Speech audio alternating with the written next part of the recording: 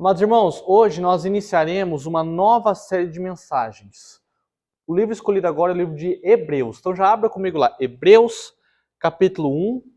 Nós leremos a partir do versículo 1 até o versículo 4. Nós terminamos recentemente a série de mensagens no livro de Ruth e vamos iniciar agora o livro de Hebreus. Então abra comigo lá.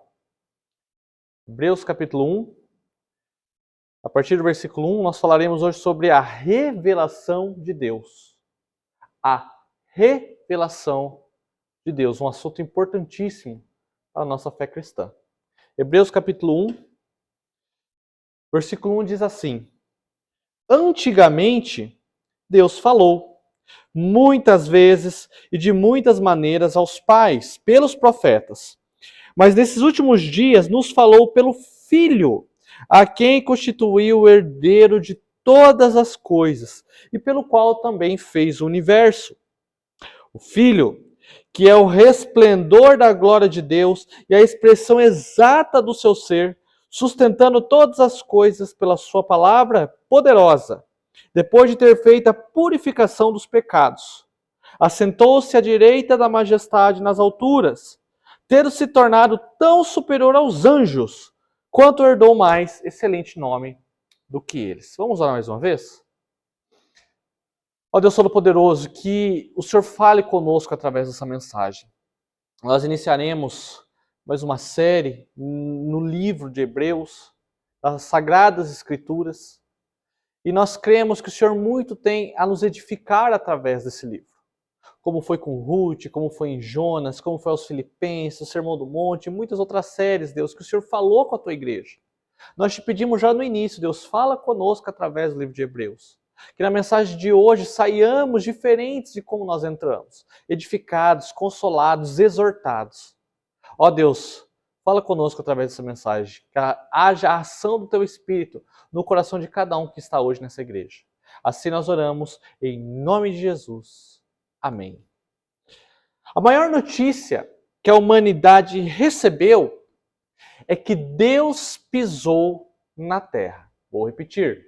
A maior notícia que a humanidade recebeu é que Deus pisou na terra.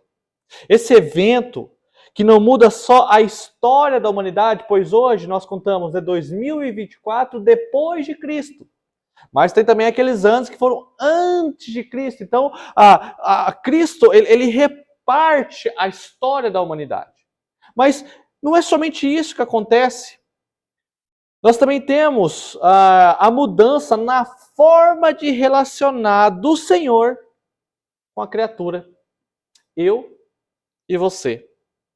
Agora, nós estamos debaixo de uma nova aliança. Claro, não é uma aliança, é assim uma aliança diferente da anterior, mas o que eu quero dizer é que Deus sempre teve uma aliança só com o seu povo. Sempre teve uma, desde o Éden até o dia de hoje.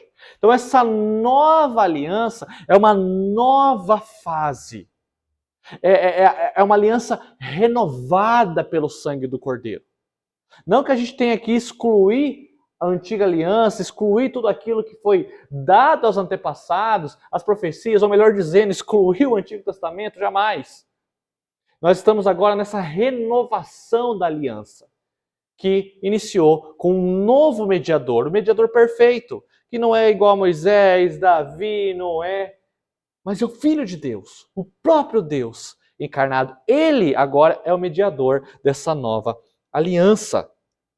Uma aliança superior por alguém que é superior. E nós precisamos dessas informações porque tem muito a ver com o próprio conteúdo de Hebreus. Hebreus ele vai tratar sobre a superioridade de Cristo frente a muitas sombras, a muitos tipos, a muitas sacerdotes que havia no Antigo Testamento. Líderes. Ele vai falar que Cristo é superior que Moisés, é superior ao tabernáculo, é superior aos outros sacerdócios do Antigo Testamento. Vai estar lá os heróis da fé, e Cristo é superior do que todos aqueles heróis da fé. Cristo é superior. É esse um dos objetivos da apresentação deste livro. Nós não sabemos quem é o autor. Alguns falam que é Paulo, mas a forma até de Hebreus, ele é uma carta, mas ele tem também um formato de um sermão, por isso que diferencia-se muito das demais cartas paulinas. Outros falam que é Barnabé, Apolo, nós não sabemos quem é o autor, mas nós sabemos que fala muito de Jesus Cristo. E não somente isso, mas fala dessa superioridade de Jesus Cristo. Por isso que os destinatários são judeus. Por isso que o livro leva o nome Hebreus. Porque de falar tanto do Antigo Testamento, de trazer o que era conhecidíssimo entre os judeus, era necessário que o autor discorresse sobre isso. Então o público dele já sabia, né, a respeito de coisas, de eventos, religiosidades que era restrito ao povo judeu. Pois bem, os destinatários aqui da carta, amados irmãos, é uma segunda geração de crentes, conhecedores do Antigo Testamento, como aqui já disse. Eles sabiam da lei, do sistema de sacrifícios, dos sacerdócios.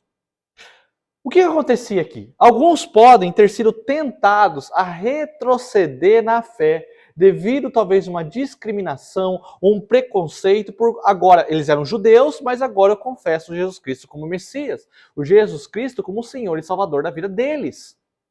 Devido a essa perseguição, esse preconceito, talvez dois caminhos podem ter sido tomados por eles. Uma, eles podem ter retrocedido na fé, abandonando a fé cristã e retornando ao judaísmo, ou, ainda pior, ter feito uma mistura judaica e cristã. É como se tivesse que fazer a circuncisão e ser membro de igreja. Comemorar as festas judaicas e ainda ser igreja. Comemorar o sábado na forma judaica, mas ainda ser igreja. É guardar aqueles mandamentos que foram finalizados e cumpridos em Cristo e ainda se dizer igreja. Não tem como ter essa mistura. E o autor aos Hebreus vai mostrando isso, vai deixando claro que essa nova aliança que alcançou eles é muito superior àquela dos antigos. E que não precisava ter essa mistura, ou pior, retroceder na fé e voltar para o judaísmo. Então, essa carta é um incentivo para permanecerem na fé cristã, apesar da perseguição, apesar dessa discriminação, apesar do que estavam sofrendo. E o autor ele já começa dizendo da revelação de Deus. Já começa assim, capítulo 1, que Deus falou, Deus se revelou aos antigos, mas houve uma revelação ainda maior, ainda superior, na pessoa do Filho. E é interessante nós trabalharmos essa temática da revelação de Deus, porque eu pergunto, o que você entende por Deus ter se revelado a nós? O que você entende por Deus ter falado com a humanidade? Nós precisamos falar disso porque às vezes tratamos Deus como um ser distante, um Deus que abandona o seu povo, um Deus inacessível, quando as Escrituras mostram um Deus que fala conosco. O meu propósito dessa manhã é dizer que Deus se revelou para mudar a nossa história, a história da humanidade. Deus se revelou para mudar a sua história. Eu quero trabalhar a mensagem de hoje sobre duas partes. Primeiro, falar que Deus se revelou de muitas maneiras, muitas vezes. E depois eu quero dizer a maior maneira, a maior forma, a maior pessoa, a maior revelação, que é na figura de Cristo. Por isso, em primeiro lugar, eu quero dizer à igreja que Deus se revelou a nós de muitas maneiras e muitas vezes. Versículo 1 vai dizer: antigamente Deus falou muitas vezes e de muitas maneiras aos pais pelos profetas. Aí você pergunta, por quê? Por que ele se revelou? Porque o Senhor não optou em ser um Deus distante e misterioso, em que o homem tivesse dificuldade em saber dos seus atributos, vontades e mandamentos, e criasse a partir da nossa mente, que é limitada, uma ideia de divindade confusa. É isso que o cristianismo se difere de tantas religiões. Porque a nossa é que Deus falou. Nós vemos em tantos lugares no mundo religiões sendo criadas a partir de uma mente confusa, corrompida, de uma ideia de Deus. E por isso tantos absurdos nós encontramos por aí. Animais sendo deuses, vaca, boi, cachorro. Aí nós vemos astros sendo deuses, Júpiter, Saturno, Urano, Plutão. Aí nós vemos também demônios fantasiados de espíritos se passando como deuses. E isso confunde a mente do homem corrompido. Mas nós temos um Senhor que nós não precisamos criar ou recriar uma ideia dele, uma vontade dele, porque ele já deixou isso para nós na sua palavra. Ele falou conosco, ele se revelou, ele deu-se a conhecer. Isso é maravilhoso. Nós temos um Deus que se comunica, um Deus que se fez conhecido e falou a sua vontade, falou seus mandamentos, falou seus propósitos para a humanidade, isso até mesmo antes da queda. Quando nós vamos para Gênesis 2, Deus fala com Adão, nós vemos um relacionamento dele com a criatura. Gênesis 3 diz que o Senhor andava no jardim quando soprava o vento da tarde. Ele não precisava disso. É isso que é maravilhoso, porque ele não precisava disso. Ele poderia ter sido muito bem um tirano que fica na região celestial dando ordens. Você vai fazer isso aqui, não vai fazer isso aqui, me obedeça. Mas não. Ele é um Deus que se revela, que se relaciona. É isso que é o maravilhoso da nossa fé. E quando ele fala que antigamente Deus falou, esse antigamente, nós percebemos um antagonismo entre os dois testamentos, últimos dias e o antigamente. Pelos pais, agora no filho. Nós vemos esse antagonismo para mostrar a maior revelação, o clímax, que é Cristo. Lembre-se que o autor ele está escrevendo para judeus convertidos na fé cristã, mas que estão em crise com a fé. Você já teve em crise com a fé? Você já teve crise de fé? Essa mensagem é para você. O livro de Hebreus é para te incentivar a não retroceder. E esse público está em crise. E o autor ele vem explorando isso ao longo da carta. Então não fazia sentido nenhum ter essa mistura ou esse retorno ao judaísmo. Isso que o autor está querendo dizer, uma vez que a revelação maior em Cristo já havia sido conhecido, já havia sido revelado. Por isso que nós não seguimos hoje normas judaicas, ainda que nós temos ainda a lei moral que prevalece sobre nós. E quando ele fala antigamente, novamente eu digo, é um contraste com os últimos dias. Então em Jesus, Deus inaugurou o tempo do cumprimento, que era muito guardado, que o Antigo Testamento avisou de muitas maneiras. Deus quis mudar o tratamento com o homem, o relacionamento com ele. No passado, no tempo dos patriarcas, no Antigo Testamento era de uma forma e agora ele se revela de uma forma profunda. A plenitude. E aqui que é maravilhoso, ele diz que falou. Deus falou, ou seja, se fez conhecido. E aqui que o texto também nos mostra que ele falou muitas vezes. E não foi uma, e não foi 2 vezes, mas muitas. Deus precisou interagir com o homem diversas vezes, pois entendia, e hoje ainda entende, a nossa limitação. A dificuldade do homem, eu e você, de viver sem que Deus precise ficar intervindo. Sem que Deus precise chamar, corrigir, consolar. Muitas vezes Deus precisou falar comigo e com você. através da sua palavra. Não tem como viver sem Deus, amados irmãos. Se você consegue ou acha que consegue, você está enganado no seu próprio pensamento. Se não é Deus intervindo na sua vida, o que seria das nossas vidas? Eu sempre gosto de utilizar a figura do pai. Um pai que tem que intervir, às vezes, na vida do seu filho. Quantas vezes um pai tem que falar com o seu filho ou filha até que ele ou ela aprenda?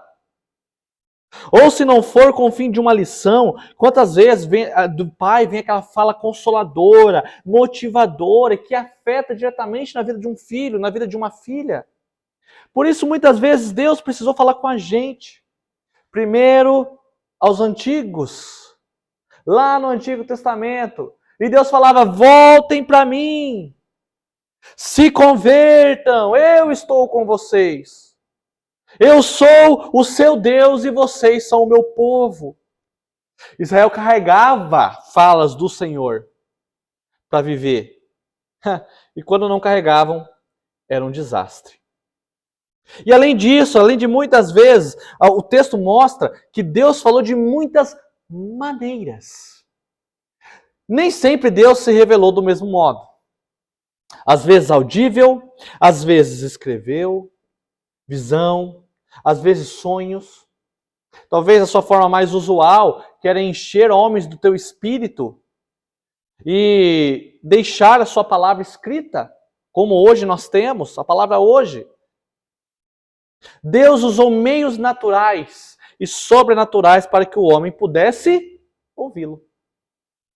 Nós vemos algumas revelações em teofanias, aqui nós já aprendemos na igreja. O que é uma teofania? É uma forma que Deus se dá conhecido, Deus se revela, uma figura praticamente concreta, em que o homem, claro, limitado, ele consegue ver a Deus.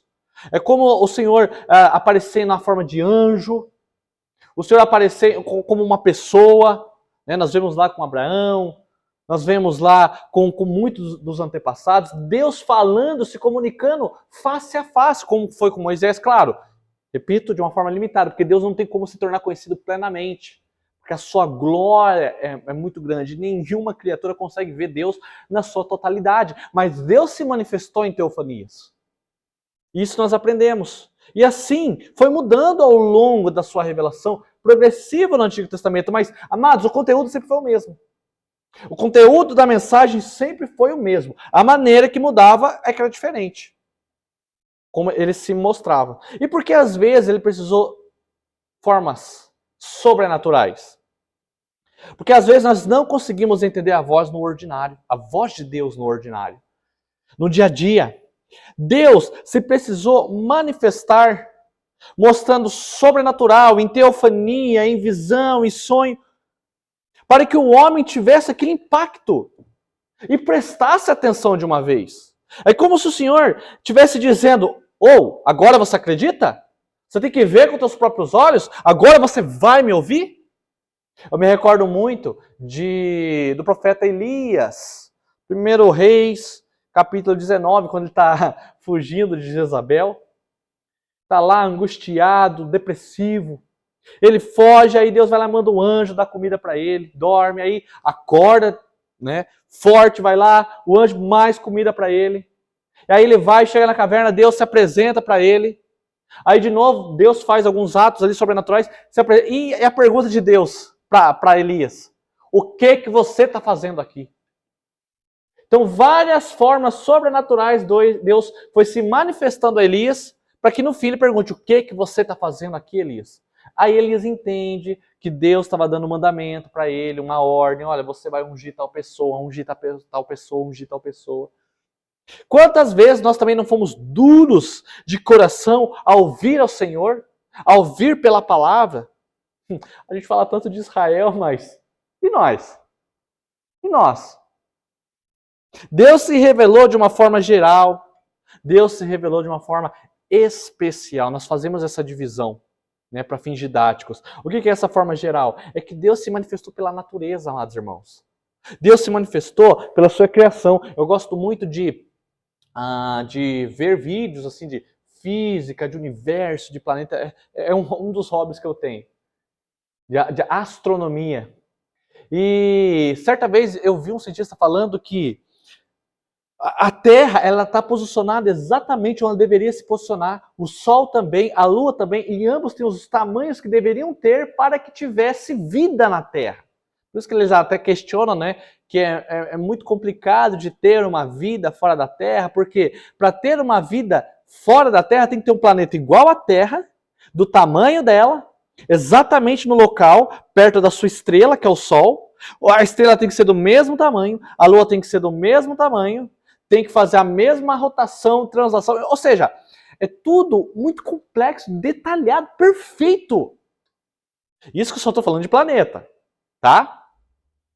Não vou falar de corpo humano, não vou falar da natureza, não vou falar de ar, não vou falar de nada, estou falando só de planeta. E nós vemos os detalhes dessa perfeição do arquiteto que fez tudo isso, que é o nosso Deus. A natureza revela a glória de Deus. Assim diz um salmista. Os céus proclamam a glória de Deus. Contudo, essa revelação geral, isso que nós vemos, Deus apresentando ao homem, ainda não é suficiente para que o homem entenda que ele pecou contra Deus. Para que o homem entenda que ele está numa vida de desonra. Que ele precisa de uma redenção. Que ele precisa se converter. Por isso, essa revelação especial, por isso que Deus foi falando por intermédio de homens, a sua vontade, os seus mandamentos. Essa revelação especial que Deus deixa para que o homem entenda: opa, eu sou pecador. Eu preciso de redenção, eu preciso voltar a Deus. É uma ação do Espírito no coração do homem. E na obra de Cristo que ele vai ter essa redenção. A natureza não anuncia isso. Ela anuncia a glória de Deus, mas para converter o pecador e fazer ele retornar para os caminhos do Senhor e ter uma vida santa, ter uma vida reta, uma vida de um salvo, é necessária a revelação especial que hoje é a palavra. Nós temos aqui, ó, fechadinho, bonitinho. Por isso que a gente não precisa de novas revelações. Desconfie. Quem diz ser novos profetas, apóstolos, tem uma palavra. Não acredite em nova revelação. Porque nós já temos a plena revelação de Deus, dentro daquilo que Ele quis deixar para nós, dentro das Sagradas Escrituras. O homem jamais compreenderia o seu pecado pela revelação geral. Resumidamente aqui, é pela especial que ele faz com que a gente perceba que precisamos de redenção. E no Antigo Testamento ele falava aos pais, pelos profetas, ou seja, nossos antepassados, os patriarcas, os judeus, homens levantados por ele para entregar sua mensagem. Deus utiliza pessoas para falar com pessoas. Esse é o meio ordinário. Às vezes, alguns ficam no Deus fala comigo, Deus se manifeste, Deus eu preciso ouvir a sua voz. Deus está usando pessoas. Foi assim no Antigo Testamento. Talvez seja hoje no Novo Testamento, através da palavra, Deus está usando pessoas. Um pregador, algum conhecido aqui da igreja, algum membro, para te trazer uma mensagem que vem da Bíblia. E você falando, Deus, eu quero ouvir a sua voz. Está aqui a voz de Deus. E dentro dessa perspectiva revelatória dele, eu quero falar com a igreja nesse ponto, a voz de Deus. Ou melhor, a sua comunicação conosco hoje. Deus fala conosco através da Bíblia. E o Espírito nos leva ao entendimento aquilo que o Senhor está dizendo. Uma vez Spurgeon, ele disse que a Bíblia fala no tom de voz do próprio Deus. Vou repetir. A Bíblia fala no tom de voz do próprio Deus. Você precisa entender que Deus está se comunicando contigo. Primeiro, se você está aqui hoje, nesse culto, é porque o Espírito do Senhor te levou a estar aqui. Se você está aqui hoje, foi porque o Espírito do Senhor te levou a estar aqui e a ouvir essa mensagem. Você poderia estar fazendo outras coisas nesse momento. Dormindo até mais tarde, preparando o almoço, né? Vendo outros vídeos. Mas se você está aqui hoje, é porque Deus te chamou para estar aqui. Porque através da sua mensagem Ele tem algo para o seu coração. Também nós aprendemos que se você se constrange ou tem a consciência pesada por algo que fez, é Deus que está falando, a voz de Deus através da sua palavra no seu coração, te constrangendo pelo teu pecado. Se você fez algo de errado, é Deus falando com você através do seu espírito. Esse arrependimento, e aqui eu não falo arrependimento no sentido moral, porque ateu também pode se arrepender por algo que fez. Então não estou falando de arrependimento moral, mas o arrependimento espiritual, de pecado mesmo. E Deus está falando no seu coração, agindo em você para conversão, para mudança. É um sinal de que Ele quer habitar no seu coração, fazer uma transformação na sua vida. É um sinal disso. É um sinal da eleição de Deus na sua vida. Que você faz parte do povo dele e quer te levar à conversão. Algo que somente Ele fará em você. Ele regenera o nosso coração. Deus utiliza o ordinário para falar com a gente. Por isso, não espere atos milagrosos, sobrenaturais. Claro, se assim Ele o quiser se manifestar, glória a Deus, porque Ele é Senhor. Ele pode se comunicar através de um grande milagre, ou uma grande cura, talvez uma experiência que você tenha, e assim você reconheça o poderio desse Senhor. Mas eu tenho que dizer na sua forma ordinária. Como Ele falava antigamente, hoje Ele fala através do seu Espírito, fazendo uma ação em nós, nos dando a capacidade e força para mudança. Mas eu te pergunto, o que impede você de ouvir a voz de Deus? O que impede de apagarmos essa voz do Senhor em nosso espírito? Aí tem uma lista aqui de coisas que provavelmente pode impedir você de ouvir a voz de Deus. Primeiramente, a mais óbvia, é o pecado. O pecado pode impedir você de ouvir a voz do Senhor. Gálatas 5, de 16 e 17, Paulo está trabalhando aquela ideia, aquele contraste de espírito e carne. Ele diz, primeiro ele aconselha, né? Vivam no espírito e vocês jamais satisfarão os desejos da carne. Aí ele vai dizer, porque a carne luta contra o espírito e o espírito luta contra a carne, porque são opostos entre si. Se você vive na carne, obviamente você não vai ouvir a voz do Senhor. Porque o espírito luta contra a carne. Mas se você já, não, eu vou viver assim mesmo, vou viver na carne, é óbvio que isso impedirá você de ter uma compreensão mais profunda do que Deus quer fazer na sua vida, do que Deus quer falar com você através das Escrituras. Outra também, o próprio esfriamento espiritual. Nós já tivemos aqui uma série de mensagens sobre o esfriamento espiritual. Talvez você não esteja em pecado mais. Se você é uma pessoa que tanto faz igreja, vida devocional, é frio espiritualmente, não tem aquele fervor do Espírito, e eu não falo um fervor no sentido, né, que você já sabe, no sentido negligente, mas um fervor mesmo de amor à palavra, de amor pelo Senhor, de estar na igreja, viver vida de igreja, de fazer orar, devocional, ter uma vida piedosa. Se você está frio espiritualmente, é óbvio, amado irmão, óbvio que você não ouvirá a voz do Senhor. Muito menos Ele conseguirá agir na tua vida. Você precisa se constranger, você precisa realmente se arrepender disso. E também o foco errado. Talvez seja até uma pessoa que não esteja em pecado. Talvez seja até uma pessoa que é fervorosa, vai na igreja, tem vida devocional e tal, mas você está no foco totalmente errado. Você se apegou ao dinheiro, apegou à sua carreira, à família e tal. É óbvio que se você tiver num foco errado, perdido nas suas razões, nos seus propósitos, você não vai conseguir ouvir a voz de Deus. Você não vai ser tão sensível a que o Espírito pode fazer, ao que o Espírito pode falar com você através da palavra. Deus se revelou a nós porque nos ama. Deus se revela a nós porque te ama. Não é um Deus distante, mas pessoal. Tão pessoal que se encarnou e viveu junto com o homem. E é esse o segundo e último ponto da nossa mensagem de hoje. A maior das revelações, o auge, o clímax, a plenitude dos tempos, a revelação do Filho. Por isso, em segundo lugar, nós aprendemos que Deus se revelou a nós na pessoa do seu Filho. Deus se revelou a nós na pessoa do seu Filho. Dos versículos 2 até os versículos 4, o autor ele vai mostrar que nos últimos dias, Deus nos falou através do Filho. Aí ele vai dizer várias características do Filho, ações que foram proferidas ao Filho.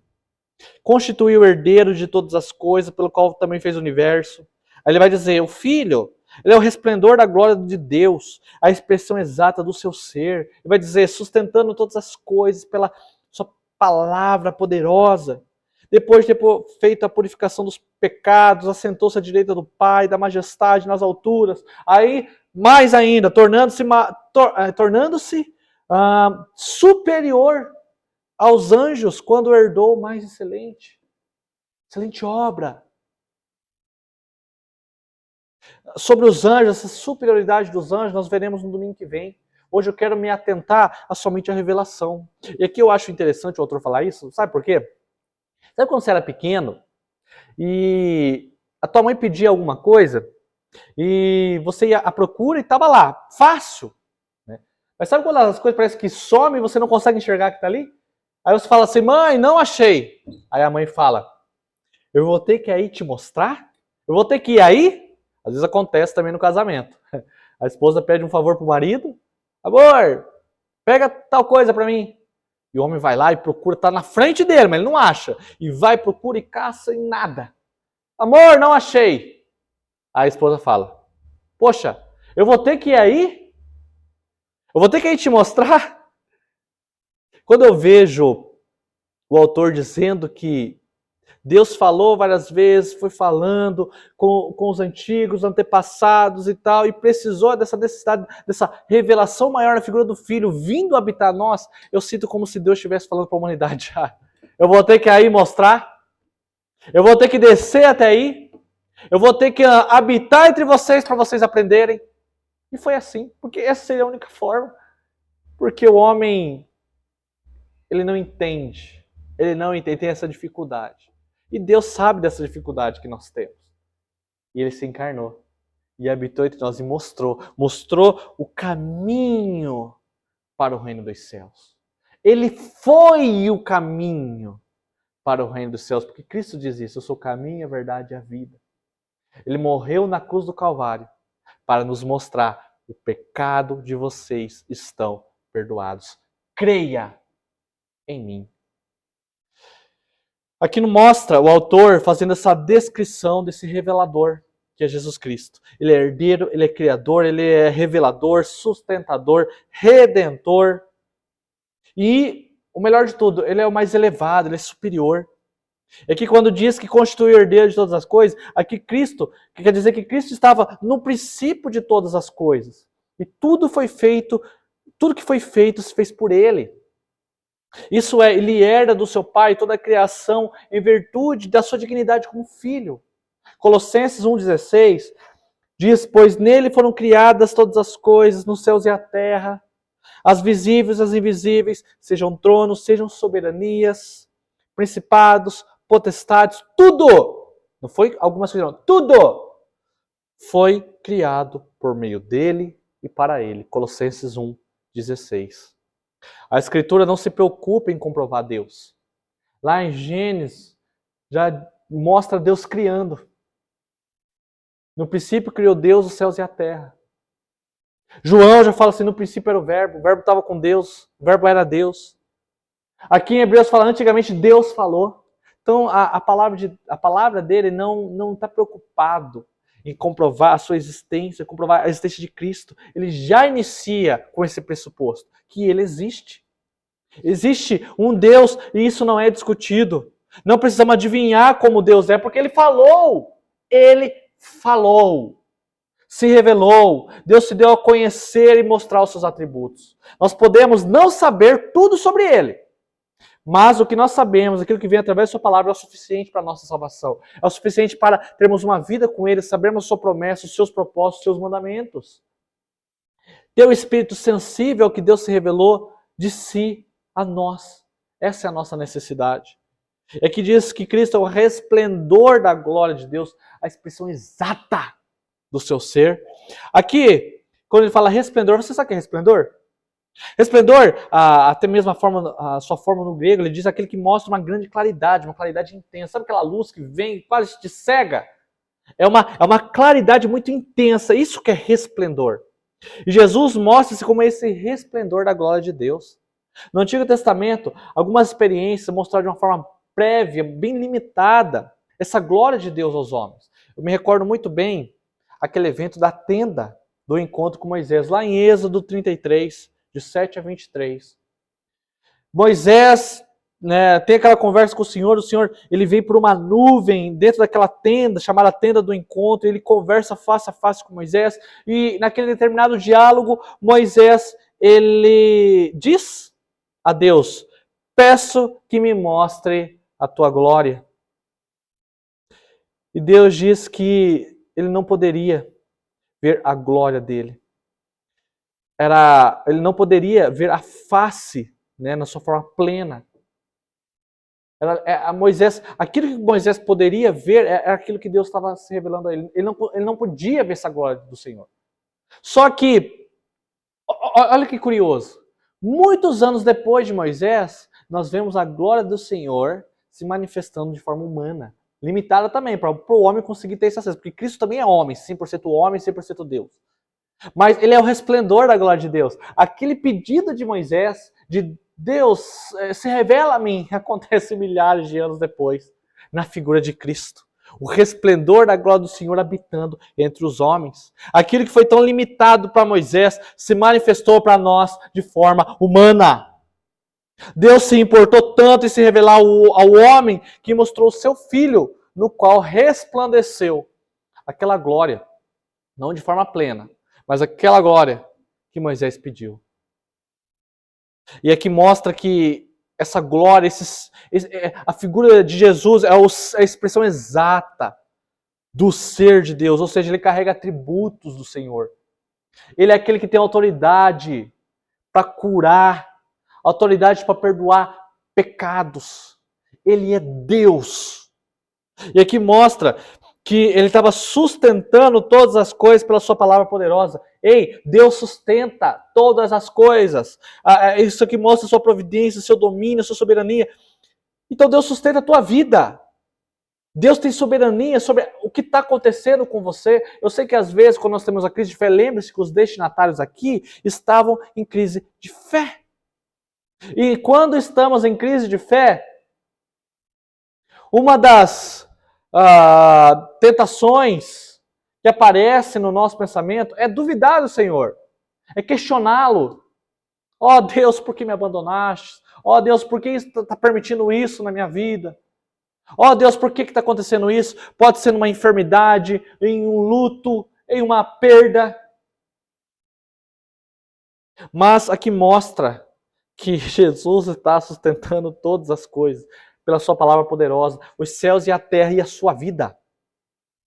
Sabe aquele ciclo que eu falei da criação, da terra certinho no seu lugar, o sol certinho no seu lugar? O sol não pode ser maior, porque se fosse maior não teria vida na terra. Se a terra fosse um pouquinho afastado do sol, já não teria vida. Sabe todo esse controle, dessa complexidade?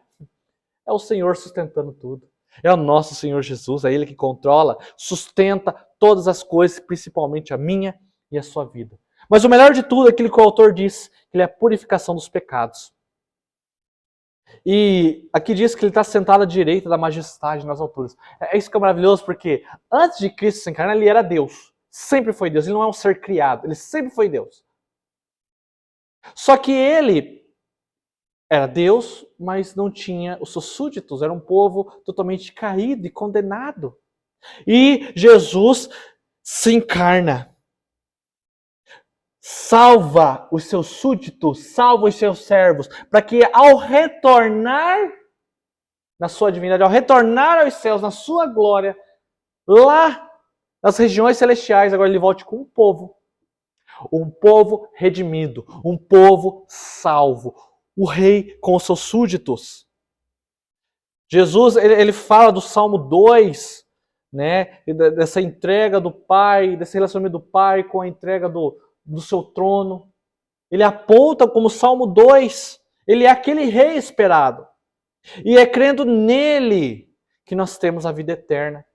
Por isso que voltar às práticas do judaísmo, para aquele contexto, representava abandonar o mensageiro cuja obra era definitiva, radical, e retornar para mensageiros pecadores, incapazes de fazer a obra que Cristo fez. A obra dele é muito superior, por isso ele se senta em um lugar superior, um lugar especial. Toda a comunicação de Deus foi centralizada em Jesus. Nós não precisamos procurar outros meios diversificados de revelação, uma vez que nós já vimos no Filho. Deus falou aos pais, agora nos falou. O que foi direcionado aos patriarcas, aos antepassados, agora ele nos falou. Cristo é o clímax, a maior revelação de Deus. A maior e a melhor forma que Deus encontrou de se relacionar conosco. Pecadores sem propósitos. E ele foi habitando em nós. Ele veio aqui e o homem viu a face a face. Cristo não é um mensageiro, mas ele é a própria mensagem encarnada. Não é só um mensageiro, mas ele é a própria mensagem encarnada. Muitos profetas morreram sem ter acesso a esse cumprimento, dessa promessa. E hoje nós temos esse acesso. A revelação de Deus superior em Cristo é o caráter completo da sua obra. É superior em seu destino porque foi feito a nós. É superior em seu agente porque, diferente do Antigo Testamento, que teve meios fracos, profetas humanos, veio agora do próprio Filho de Deus. E aplicando para a igreja, nós temos essa necessidade de ouvir a voz de Deus em Jesus. Você, amado irmão, não pode viver sem Jesus.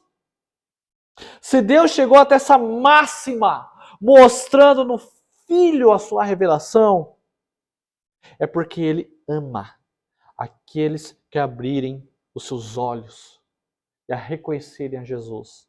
Aqueles que tomam uma decisão e se convertem. Por isso, a hora é agora para se converter, não deixe para amanhã. Agora é o momento de você aceitar, ou melhor, você reconhecer essa ação do Espírito no seu coração, essa revelação que Ele está trazendo através da mensagem. Abrir os seus olhos e ver o Filho. Ainda há o momento. Hoje é mais uma oportunidade de ouvir a voz de Deus. De ouvir Cristo lhe chamando para uma mudança de vida, para o perdão dos pecados. Cristo precisa e quer entrar na sua vida. Aos que já estão em Cristo, essa mensagem é para serem lembrados, através dessa revelação maior, primeiro, que nós já estamos salvos e purificados pelo sangue do Cordeiro. Também, essa mensagem nos mostra que Cristo voltará para buscar a sua igreja. Ele enxugará toda lágrima. Ele nos levará em um contexto de relacionamento eterno com o Pai. Cristo voltará para nos buscar. E até que esse dia chegue, Ele é o nosso refúgio, bem presente na tribulação, como diz o salmista. E além disso, a mensagem que é deixada para nós, que a gente não precisa retroceder. A gente não precisa abandonar a nossa fé. Porque a maior revelação já foi entregue para nós. O Filho morreu por mim e por você. Ele que é o resplendor da glória de Deus, se humilhou, se esvaziou para morrer por nós, para ir até a cruz do Calvário. E olha que chance maravilhosa dessa revelação. Deus se revelou a você através da sua palavra, na figura do Filho, para você ter a salvação no dia de hoje. Cristo quer habitar no seu coração. Cristo quer se revelar a você, para que você integre ao povo, ao reino que Ele deixou para nós. Que Deus assim nos abençoe e possamos ir para casa com essa mensagem, crendo que Deus sempre se revelou, sempre falou conosco de várias formas, várias vezes. E agora Ele se revelou através do Filho. E é no Filho que nós temos a salvação, que nós temos o refúgio e que nós temos esperança. Que Deus te abençoe nessa